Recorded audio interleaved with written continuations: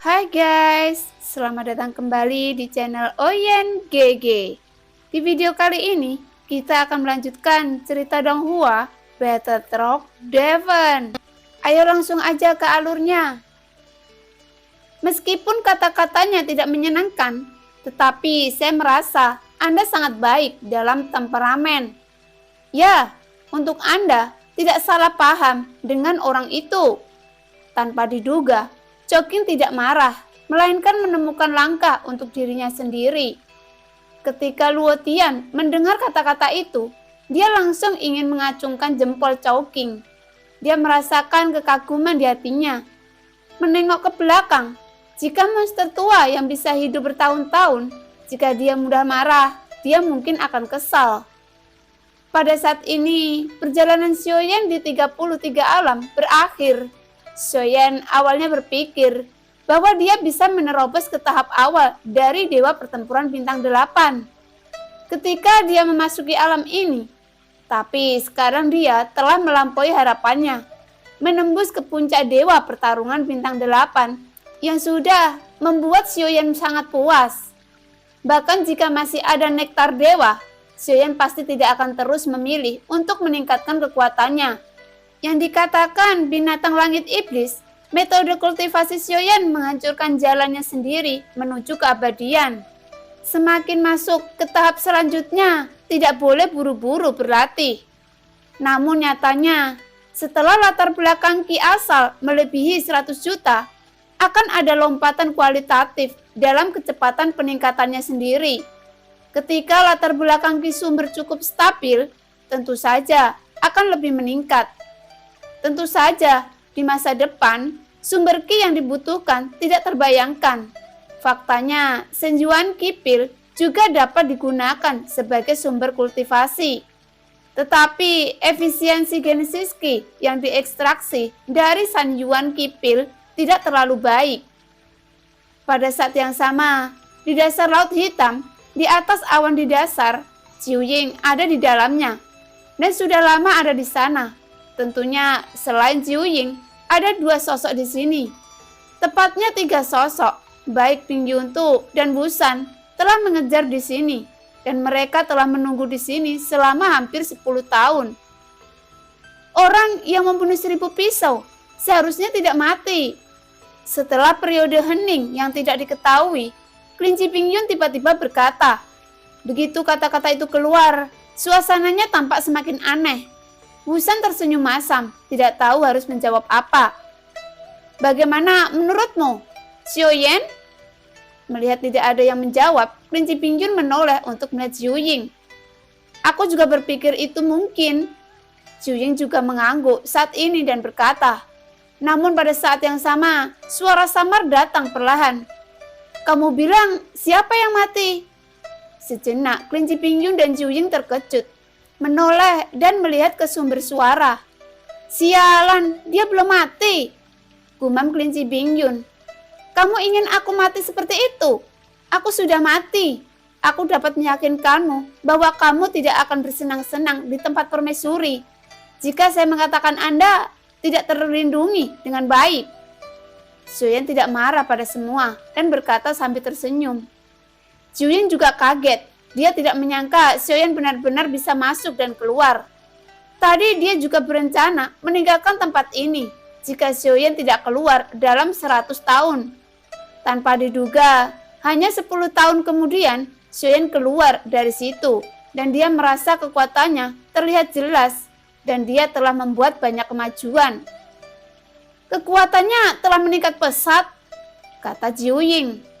Xiaoyan menggelengkan kepalanya dengan senyum masam dan berkata, aku masih dewa petarung. Perbaikan macam apa itu? Sebelumnya dia masih berada di puncak dewa petarung bintang 7.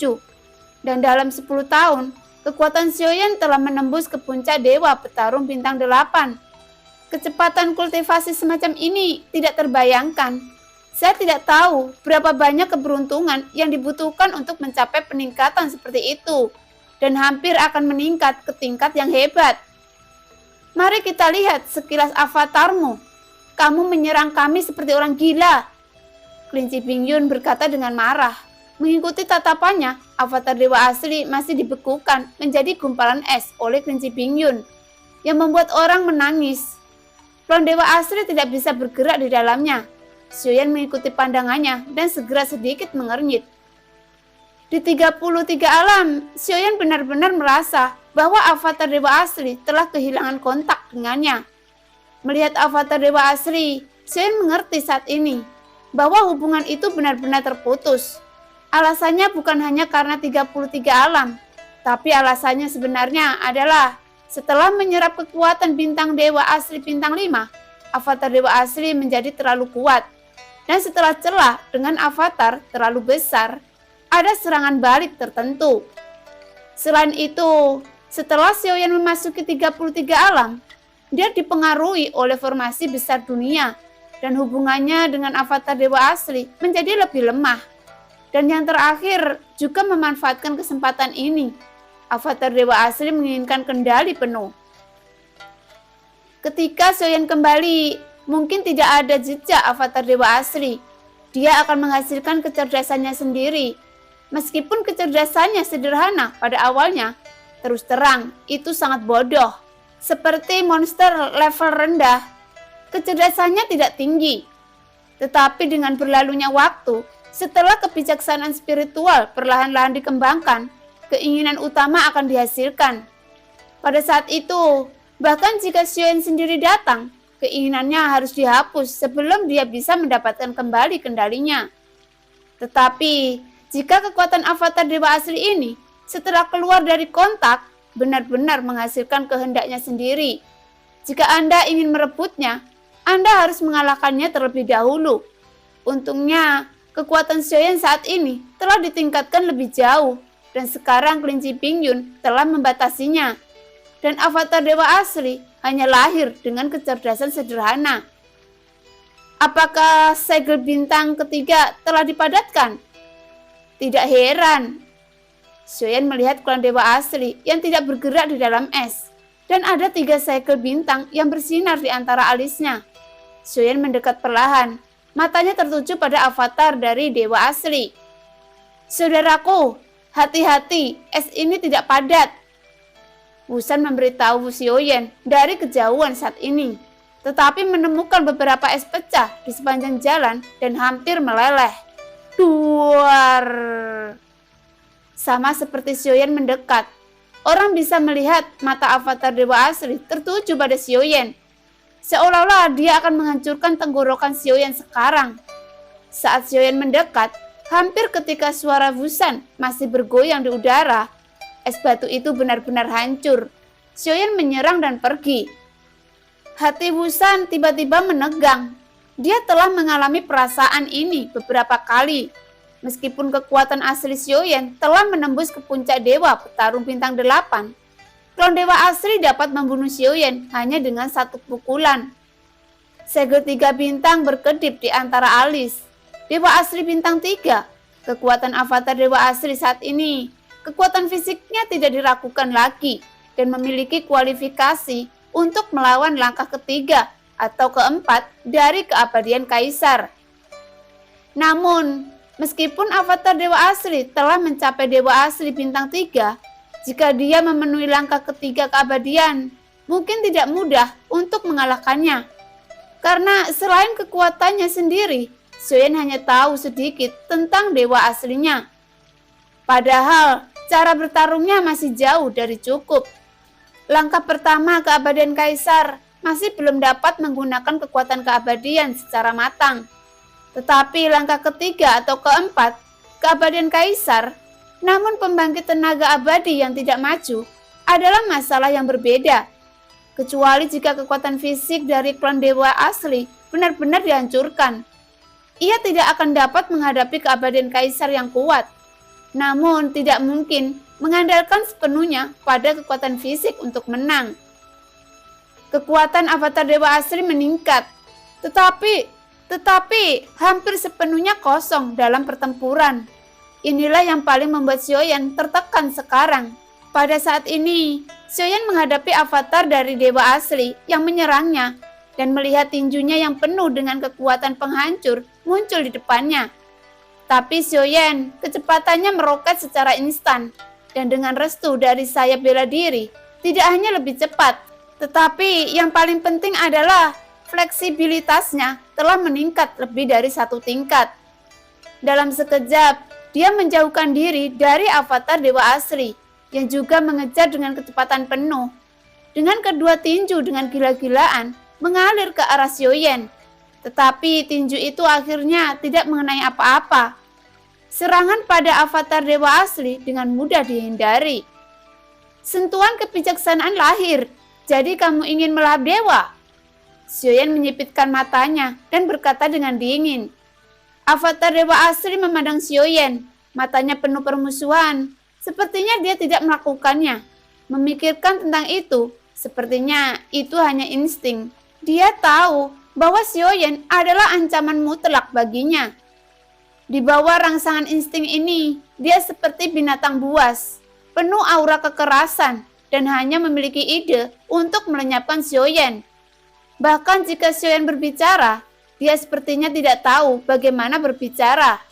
Dia hanya mengayunkan tinjunya dan menyerang Xiaoyan dengan gila. Xiaoyan sedikit mengernyit, dan sosoknya tiba-tiba berhenti. Melihat tinju avatar dewa asli memukul Xiaoyan tanpa memihak, baik itu kelinci Bingyun atau Jiu Ying dan Wusan, pandangan mereka semua terfokus pada Xiaoyan.